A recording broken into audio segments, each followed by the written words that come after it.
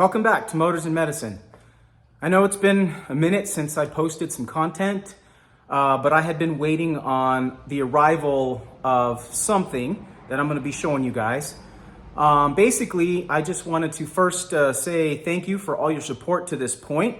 As you can see, the Bronco's right behind me, got all the tube doors on. That machine has been fantastic, and we've made a ton of videos with that. I've taken you guys on the journey from the very beginning until now.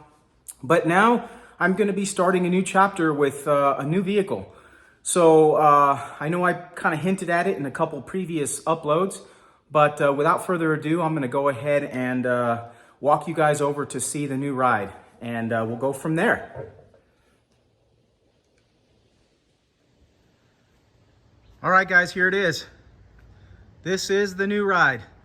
This is a 2025 brand new Corvette E-Ray. And this car, in my opinion, is probably the best iteration of what the new C8 Corvette is really all about. What most impresses me about this car, besides the fact that it's all-wheel drive, is simply that it has incredible looks, just like the standard C8 Corvette, but the new things are, of course, this particular model of Corvette is a hybrid, but not a hybrid in the sense that most people know. This hybrid is strictly for performance, meaning that the front electric motors and the battery that's situated in the tunnel of this vehicle is simply just to give this car more power, not more efficiency, just more power. So you get the combined efforts from the, hopefully you guys can see that, V8 engine in back, which is 495 horsepower, coupled with the electric motor in front, which is 160 horsepower. Total output for this car is 655 horsepower, just shy of what the new Z06 puts out. The difference is that because this is all-wheel drive, this car is actually faster to 60 and faster in the quarter mile compared to the Z06. But it's also able, you can drive it in the wintertime because it's all-wheel drive. And that's the beauty of it. It does, if you order it that way, come with all-season tires. I did not. I ordered this particular car with, the spec that I ordered was specifically the ZER, or no, I think it's the ZER Performance Package. I might be wrong on that. I'd have to recheck because I'm new to Chevy and GM. But this one has summer tires. It still has the magnetic ride. And I really didn't option it out too much. I got red matching seat belts and carbon flash exterior accents. A couple other things, engine plaque, but didn't want to do too much because I knew I'd be, like all my other cars, I knew I would be modifying this. And so this is really why I just wanted to get a model set up just like the way this one is. So I'm going to continue the walk around here, show you this rear end. Now, as I mentioned, this car has the same track width, wheel and tire dimensions, carbon ceramic brakes as the Corvette Z06 and as the new Corvette ZR1. So this is about 3 inches wider than your standard C8 Corvette. Now I'm going to zoom in on the wheel and tire package here. You can see that this has 6-piston Brembos, but carbon ceramic brakes, which I have never seen on any car other than exotics, which is really cool. Before I took delivery of this car, I had the dealership install PPF on the front nose of the car to protect it on the drive home. And then I had them tint the windows for me, so you can kind of see the contrast between the side window and the front. I think it's 15%. I can't remember the exact tint percentage that I chose. But this car is going to be an amazing ride as far as the modifications that I have planned. I have a stack of parts for this car that I have been compiling over the last few months while I was waiting for this car to be built. I ordered this car in March of this year. I sold my my prized Mustang GT, which made 900 horsepower. I sold that to a very good owner and home, and just kept saving my pennies to pick this one up. Very pleased with this car so far. Next thing I'm going to do is just open the door, show you guys the interior, and we'll go from there. All right, guys. So kind of getting into the interior here. These are the, I want to say the GT2 seats. Very bolstered. There's the matching red seat belt. I apologize for any glare that might be here. Since I did not order the set, or rather the 3LZ coupe version, I didn't get the carbon fiber steering wheel, but I have plans for this for the future. This is your typical layout. You have, you know, a 10-inch screen here, 12-inch maybe, and another here on this side. You have the wall of switches and controls here. This particular model, because it's the coupe, has the removable target top, which is nice. I'm going to go ahead and just fire this car up so you guys can see the fire up, or rather the lights, and you can kind of see the different options going on here. So this is standard mode. This car actually comes with EV mode if you want to use it, but I didn't buy it for that purpose. I'm never going to use EV mode. Switching to sport, you can see how the graphics change here. And then we can switch again to track. Graphics change again.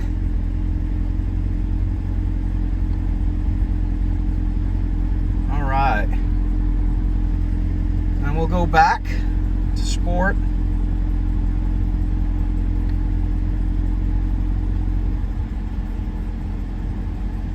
And here's my mode, which is a mode that you can kind of customize yourself. And there's tour mode right there. And here's back to sport. So there are so many modes that this thing can be driven in. I pretty much always drive it in sport. However, there's one extra mode here. You see here on the, I don't know if you can see that, there's a little Z here. This is called the Z mode. And this changes it again to a more aggressive stance. You can make adjustments to your steering, suspension, everything. Engine mapping, all that stuff can be adjusted a little bit. So we'll kind of go back out of Z mode now. It'll go back into, let's see here. All right, back into sport mode we go. All right, so unfortunately, as you guys can see, I'm not sure if you can see this very well. I'm going to try to zoom in a little bit. You can see my tachometer goes to only 4,500, or that the red line starts, I should say, at 4,500. The reason for that is because all these new Corvettes have a computer monitoring system where you can go past that, but it's not advised because you're in the break-in period. So you got to get to, I've got 166 miles on it now. I have to get to 500 miles before this car moves its red line from 4,500 all the way to 6,500. So I know that's kind of a bummer, but it's what Chevy intended for you to do so that you could get proper braking on this vehicle. Now, next thing I'm going to do is open up the rear hatch, show you guys the engine up close. Then we'll open up the front, go over that. We'll go to that point. All right, guys, we are now back. You can see that I have the trunk lid open, which is really the engine cover. You can see here the customized engine plaque for the E-Ray. Then you can see here the control modules for all four corners have this. This is the selective magnetic ride control. There you can see the engine cover. This is the 495 horsepower V8 in back.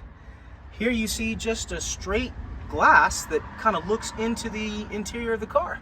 And that's all that separates you from this massive engine that's right behind you, which I think is really cool.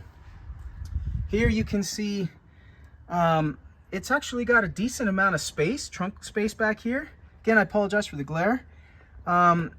It's big enough to fit golf clubs, but you can uniquely actually take the target top off, put it right in here, and it snaps right in to these guys right here on either side. We're gonna open up the passenger side door here. You can kind of see that the passenger side, even though it gets the same seat, doesn't get a whole lot of controls or anything. It's more meant to be driver-centric, this car. And I really like that. It's like a true cockpit of a race car, it feels like, when you get in it. All right, we'll come across the front here, open up the front, and you can see that there's nothing in here, but there is storage. Again, it came with a battery tender from Chevy, and you know, this is where you add things like wiper fluid and coolant and such. But this actually has enough room for probably a small carry-on suitcase. So, I mean, believe it or not, it's got a little bit of versatility and usability, more than you might think. We'll get into the next little stop here in just a sec. Okay, guys, now I went ahead and closed the hood, and I'm down in front on the nose. I just wanted to show you that this car comes with so many different coolers for the batteries, the transmission, the rear differential, air conditioning condenser, all these different coolers that it has. Of course, the engine itself, the radiators, all that. All these are the coolers for the front of the car, the battery and such. The engine coolers are actually back here in the side scoop vent. You can see right, hopefully you can see that right there. There we go. And there's one on each side. And just like the Z06, this has the much larger scalloped side, and also like the Z06 has the more aggressive extended side skirt. But there's going to be quite a few things I'm going to be changing on this car just to give it a little bit more performance and character. I am going to do a little close-up here of these carbon ceramic brakes. You can kind of see variations there. This happens to be a two-piece rotor, both of the front rotors, I should say, and that saves weight. As the hat here, that part is aluminum. These I ordered special from Chevy. These are the forged aluminum gloss black wheels because I wanted the car to be a little bit more sinister looking. Here you can see the brake caliper a little bit closer by Brembo. All right, now we'll kind of follow the silhouette here, go back to the back, and you can see, just like the Z06, this has the flip up duckbill spoilers on either side, but I'm going to be modifying that as well. And you know, there's like I mentioned, a big stack of parts that I'm going to be putting onto this car, making videos and content about as time goes on. Unfortunately, because of the fact that it's still in the break-in period, I could not really showcase my driving impression for you guys. So once the car hits 500 miles and the computer RPM changes to its normal 6,500 and everything's fully unlocked, then I'm going to do a driving impression, and we'll do a video in the car driving it around so you guys can see it and try to experience the point of view driving from my perspective.